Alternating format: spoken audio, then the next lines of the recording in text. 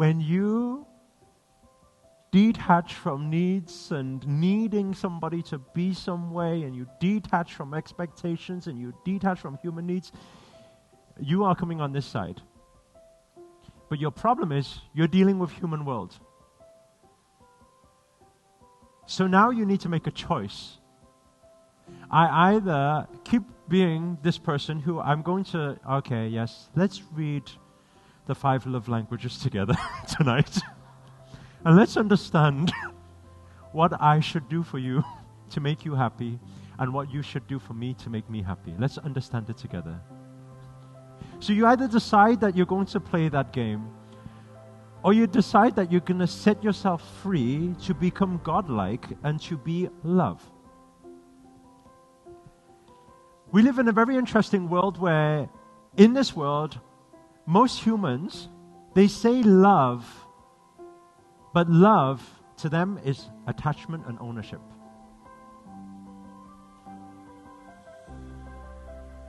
Two people argue every single day. Argue. Many years. Argue. It's destructive. They just say loads of bad words to each other every time they argue. You know it's destructive. You know it's not good for either of you. But when you go into your conversation with your friends, they say, well, why don't you leave him then? I love him. I love him too much. Oh, you love him enough to know that he's not happy, to try and keep him in a not happy relationship. That's how much you love him. You know? Love is like attachment and ownership in the human world. In the spiritual world, it's not. You see? Right?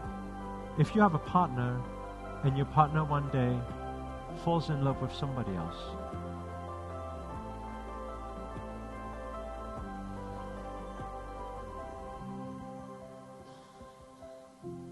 I wish you all the best.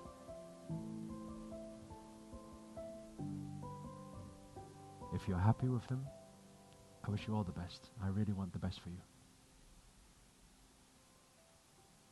I hope he treats you well.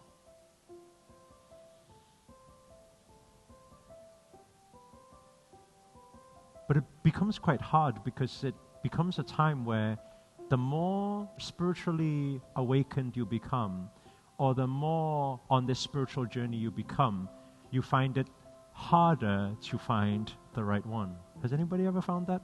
Because it's not the same anymore, because you understand.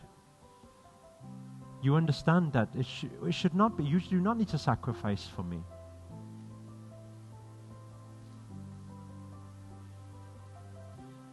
I always say to everybody around me, I say, if you tell me you don't like something about what I did or what I said or why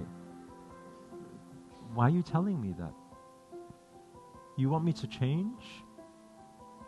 But why do you need me to change? Because I want you to understand, I want every single one of you to understand something about me, my relationship with all of you. You will never see me ask you to change. You will never ask me to change your attitude. You'll never see me ask you to change your attitude, to change your actions. You'll never see me ask you to change anything. I think we also need to come to acceptance that nothing is perfect, but perfection is just what we strive for, that's all. Yesterday, you do sun salutation. I said, make every move perfect. Strive for perfection. Aim for perfection. Was everybody perfect? Huh? They were divine. Everyone was beautiful. Exactly where they are, exactly where they're supposed to be. They're beautiful. Do you understand what I'm saying? That is, coming on this side is like this. Now the problem is when you're in between. And I know many people. In fact, I know probably many people in this room and many people even at home. I know it's in between. And it's a struggle. And I'll tell you what that struggle is. You know positive thinking. You know spiritual awakening. You know love. You know compassion. You meet somebody one day, you fall in love, or you show some interest. They are a little bit abusive here and there with some words. It's not really aligned with you. But here you're trying to make some compromise. It's okay because I guess it's normal human. You're stuck in between.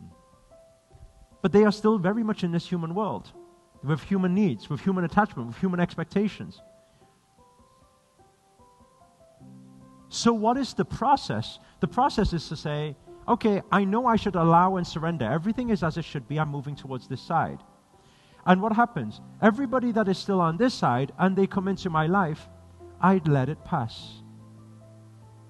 Now that transition is very chaotic. When you first make the conscious decision to say, I want to be this. How many of you understand what I'm saying? Sometimes personal development or spiritual awakening journey can be lonely. Like you feel like nobody understands what I'm saying. And so what happens is, because nobody understands what I'm saying, I have to go into the normal human parties, right? The normal human dinners,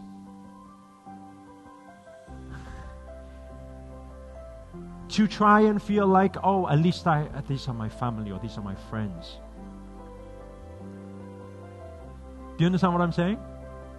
Right?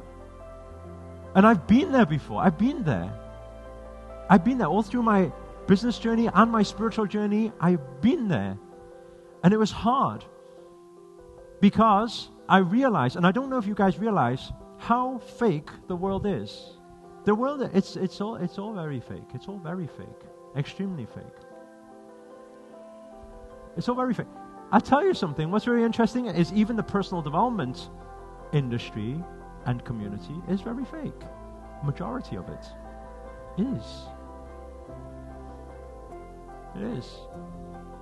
I used to go to their positivity gatherings, their awakening gatherings, their personal development parties. I used to go.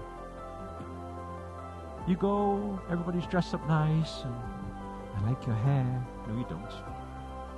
Just I like your shoes. No, you don't. You're just making conversation. Most of it they don't. Hey, I like what you're wearing. No, you don't. You don't. I used to do that for 6, 7, 8 years. I used to do that. I used to go to those parties. I used to do that. Be networking. I need you. I need you for my business. I need you. When I came back from the mountains, no, I'm not going. By the way, Will Smith is going to be out there. I don't care. I'm not going to a fake party. If I go to a fake party, it'd be fake. I'm not going to the fake party. If I go to a fake party and if I really enjoy myself, I will sit in the corner and hopefully I can find some friends who will come and not speak. And if they do, sit next to me and they don't speak, and we can all just enjoy each other's energy, that would be wonderful. But I know that's not going to happen at the fake party. Because if I sit there by myself in a corner, somebody is going to come over to me and say, is everything okay? And my real words that are happening in my mind was, it was until you came up. But I can't say that because I'm at a fake party. So I'm like, oh, nice to meet you. What's your name? What is it you do? Like I care. I was very happy. So I realized, because I'm coming on this side, I realized I can't do that. I don't want to do that anymore. I don't want to. So when I don't want to, what you realize is elevation requires separation. Elevation requires separation. When we are advancing spiritually, it will create separation. And in between, there is a bit of a lonely journey. I'm by myself in this. There's nobody. And the reason why in between it's a lonely journey is because at that moment, you are in between. When you are in between, you are not this and you are not that. So who resonates with you? No one. If I am fully this, I have my group of friends. If I am fully this, I have my group of friends. If I'm in between, nobody understands who you are. Until I can take that leap of faith to say, I'm done with this crowd and this nonsense, and I want to just go into what is just natural.